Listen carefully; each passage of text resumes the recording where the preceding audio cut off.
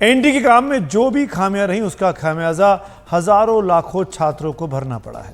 रविवार को NEET PG का पेपर देने दूर दूर से आए छात्र एक दिन पहले पेपर रद्द होने की खबर से काफी परेशान हो गए।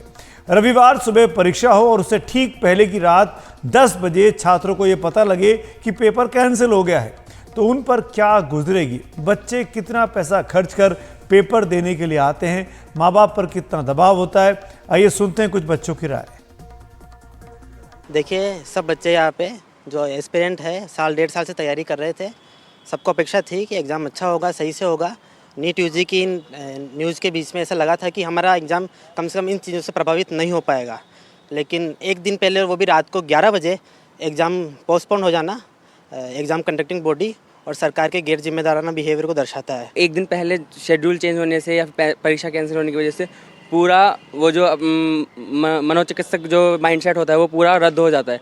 अब वापस से कब डेट आएगी, कब हम वापस से परीक्षा की तैयारी करेंगे, तो वो सारी चीज़ें फिर से प्लान करने में जो परेशानी होती है वो उस चीज़ का सामना करना थोड़ा मुश्किल रहेगा। और नीट पीजी जो कि डॉक्टर्स मतलब एक जो बड़ा वो है वर्ग, वो इससे प्रभावित हो रहा है। और धीरे धीरे अब ये है कि अपन पहले ही कहते हैं कि भारत में डॉक्टर्स की कमी है, और उसके बाद भी ऐसे अगर वो होंगे तो बहुत ज़्यादा लोग इसमें आना प्रेफर नहीं करेंगे। 9:30 बजे सो गया था वापस कि हाँ चलो ठीक है, सुबह एग्जाम है तो ऐसे माइंड फ्रेश माइंड से जाना चाहिए, क्योंकि आज तक है ना ऐसे इतनी ऐसे एनर्जी लगा दी ना तो पूरा एग्जॉस्ट इंसान हो जाता है।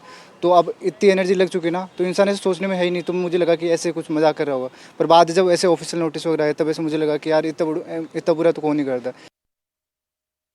तो ये तो थे नीट पीजी के परीक्षार्थी, लेकिन इस बीच नीट यूजी को लेकर भी चर्चा है कि परीक्षा क्या रद्द हो जानी चाहिए। जितनी कंट्रोवर्सीज हो गई है, अगर रद्द होती है तो उसका खामियाजा उन लाखों बच्चों को भुगतना होगा जिन्होंने पूरी मेहनत कर कर परीक्षाएं दी थी। इसीलिए यह कहना आसान है कि परीक्षा रद्द कर दी जाए, दोबारा कराई जाए, लेकिन इसका असर देखिए कितना दूर तक हो सकता है। ऐसे ही कुछ बच्चों का डर उनके मुंह से खुद सुनिए। आप सरकार से क्या चाहते हैं? मैं भी यही चाहता हूँ कि पेपर दोबारा ना हो, कि कई लोग मेहनत किए हैं इस साल, कई लोगों का अभी भी सिलेक्शन हो रहा है, कई लोग का नहीं हो रहा। जैसे हर साल जितने लोग का सिलेक्शन हो रहा है, जितने लोग का नहीं सिलेक्शन हो रहा है, but at the end of the day भुगतना हम लोग को पड़ेगा अगर पेपर दोबारा हुआ तो।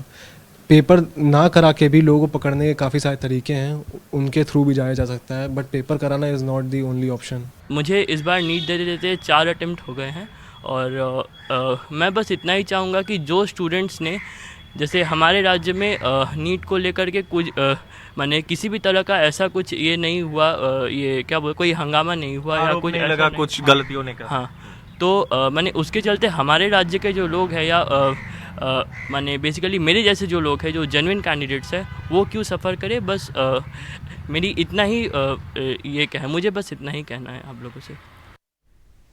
तो सुना आपने छात्रों के दर्द को भी। हम कोशिश कर रहे हैं कि इस पूरे मुद्दे की तह तक जाएं और आखिर तक उन लोगों को जवाबदेही तय होनी चाहिए जिन लोगों की वजह से इतने बड़े एग्जाम को लेकर इतनी ज़्यादा देश में इस वक्त विवाद की स्थिति बनी हुई है।